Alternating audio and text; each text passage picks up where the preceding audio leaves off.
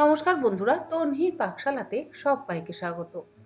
বিয়ে বাড়িতে গেলে বা যে কোনো অনুষ্ঠান বাড়িতে গেলে স্টার্টার হিসেবে ননভেজ আইটেমের মধ্যে চিকেন পকোড়া কিন্তু থাকেই থাকে। বাড়িতে আমরা যত ভালোই চিকেন পকোড়া বানাই না কেন, বিয়ে বাড়ির স্বাদ বা অনুষ্ঠান বাড়ির স্বাদের চিকেন পকোড়া কখনোই বানাতে পারি না। আর ঠিক বিয়ে বাড়ি বা অনুষ্ঠান বাড়ির স্বাদের চিকেন পকোড়া বাড়িতে বানাতে গেলে যা যা মশলা ব্যবহার করতে হয়, আজকে আমি সমস্ত কিছু আপনার সঙ্গে শেয়ার করব। তাহলে দেখে নেওয়া যাক আমার আজকের এই ভিডিওটি। অনুষ্ঠান বাড়ি বা বিয়ে বাড়ি স্টাইলের চিকেন পকোড়া বানাবার জন্য নিয়েছি এখানে 500 গ্রাম পরিমাণে বোনলেস চিকেনের ব্রেস্টের পিস। তার মধ্যে দিয়ে দিচ্ছি ম্যারিনেশনের জন্য 1 টেবিল চামচ পরিমাণে আদা রসুন বাটা, গোটা একটা পাতিলেবুর রস দেব,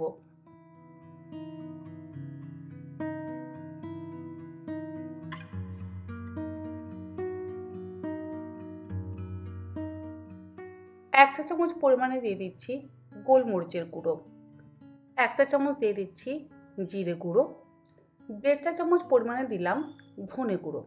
জিরে গুঁড়োর থেকে ধনে গুঁড়োর পরিমাণটা একটু বেশি ব্যবহার করছি। হাফ চা চামচ পরিমাণে দিয়ে দিচ্ছি হলুদ গুঁড়ো।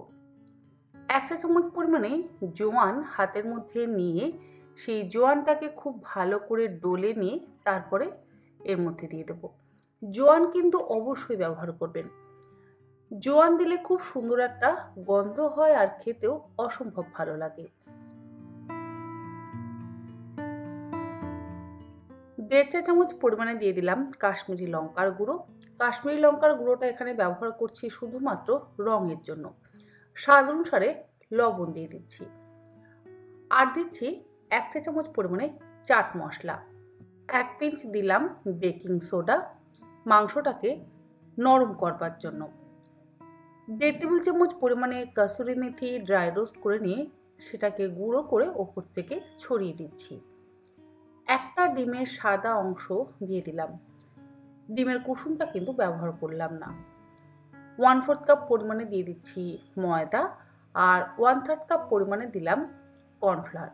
এই সমস্ত কিছু দিয়ে এবারে একসাথে খুব ভালো করে মেখে নেব।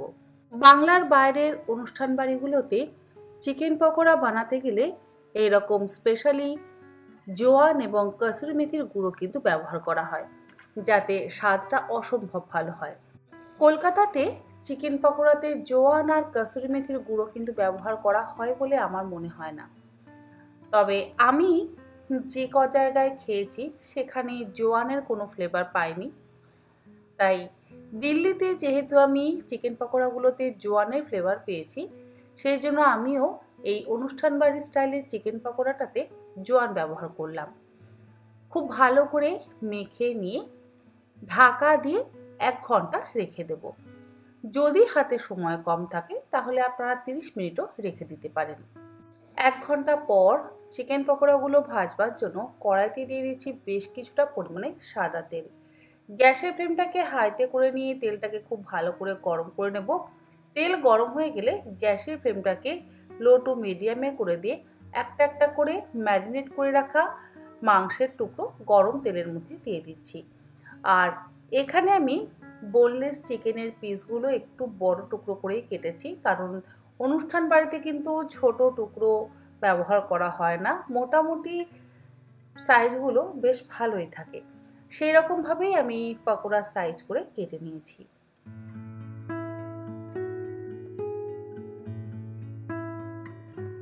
আর এই পকোড়াগুলোকে আমি মিডিয়াম ফ্লেমে ফ্রাই করব। হাই ফ্লেমে ফ্রাই করলে ওপরের মশলা এবং কোটিংটা তাড়াতাড়ি কুক হয়ে যাবে, ভেতরের মাংসটা কিন্তু ঠিক মতন সেদ্ধ হবে না।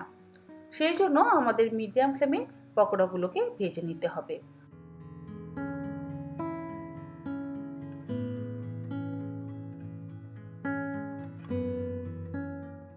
গোল্ডেন ব্রাউন করে পকোড়াগুলো ভাজা হয়ে গেলে তুলে একটা আলাদা পাত্রের মধ্যে রেখে দেব। আর একটা কিচেন টিস্যুর উপরে রাখবো যাতে এক্সট্রা অয়েলটা অ্যাবজর্ব করে নেয়। এই একই রকমভাবে সেকেন্ড ব্যাচের চিকেন পকোড়াগুলোকেও ভেজে নেব। আপনারা এইরকমভাবে একবার অন্তত বাড়িতে বানিয়ে দেখবেন, আমার মনে হয় আপনাদের সকলেরই ভালো লাগবে। এর আগে তো আমি বেশ কয়েক রকমের চিকেন পকোড়া রেসিপি আপনাদের সঙ্গে শেয়ার করেছি, তবে এটা একেবারে আলাদা। আশা করি রেসিপিটা আপনাদের ভালো লাগলো। ভালো লাগলে আপনারা এইরকমভাবে চা কফির সাথে অনুষ্ঠান বাড়ির মতন চিকেন পকোড়া বানিয়ে খেতে পারেন। আবার বাড়িতে কোনো অতিথি এলে তাদেরকেও বানিয়ে খাওয়াতে পারেন। বাটির মধ্যে সার্ভ করবার পর উপর থেকে ছড়িয়ে দেবো একটু চাট মশলা, যাতে খেতে আরও চটপটা লাগে। আজ তাহলে এই পর্যন্ত। আবার হাজির হয়ে যাব অন্যদিন অন্য কোনো নতুন একটি রেসিপি নিয়ে। ভালো থাকবেন, সুস্থ থাকবেন। ধন্যবাদ।